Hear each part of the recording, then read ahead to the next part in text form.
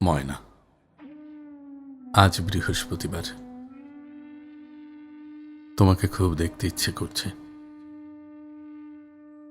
করছে তোমার সঙ্গে রিকশায় চড়ে শহরটা দেখি, পায়ে পা মিলিয়ে হেঁটে চলি কিছুটা পথ, ফুলপট্টিতে গিয়ে বেঁধে দেই তোমার খোপায় একটা ফুল। বড্ড ইচ্ছে করছে তোমার কাজল কালো চোখে তাকিয়ে চায়ের কাপে চুমুক দেই, নিবিড় আলিঙ্গন করি।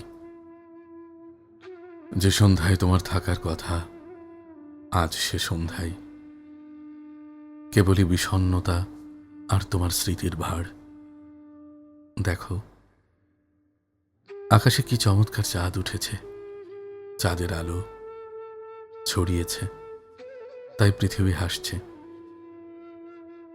তুমি আমার পাশে থাকলে আমিও এভাবে হাসি খুশি থাকি। জোনাকিরা যেভাবে ছুটছে মনের আনন্দে, আমিও ছুটে চলি দুঃখহীন কোনো শিশুর মতো। জানো, এমন জ্যোৎস্না মাখা রাতে তোমাকে কবিতা পড়ে শোনাতে ইচ্ছে করে। তুমি কি শুনবে? শুনতে চাইলেও তোমাকে শোনানোর মতো কোনো মাধ্যম আমার কাছে নেই, শুধুমাত্র চিঠি ছাড়া। তাই চিঠিতে বলি, তুমি কি আমার এক ফালি চাঁদ হবে, নিকষ কালো আধারে আমাকে আলোকিত করার, নাকি জ্যৈষ্ঠের অসহ্য গরমে লিলুয়া বাতাস হবে আমার ভেজা ঘাসের বুকে জমা সেই শিশির বিন্দু? তুমি কি হবে না ময়না?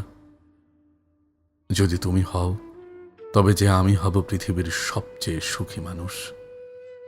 আর যদি তোমাকে না পাই, তবে আমি এক দুঃখী জীবন উপভোগ করব, যেখানে সুখ নেই, শখ নেই, স্বপ্ন নেই। তোমার শূন্যতা নিয়ে বাঁচা বড়ই কঠিন আমার জন্য। তাই তুমি আমাকে শূন্যতা দিও না, শূন্যতা দিও না।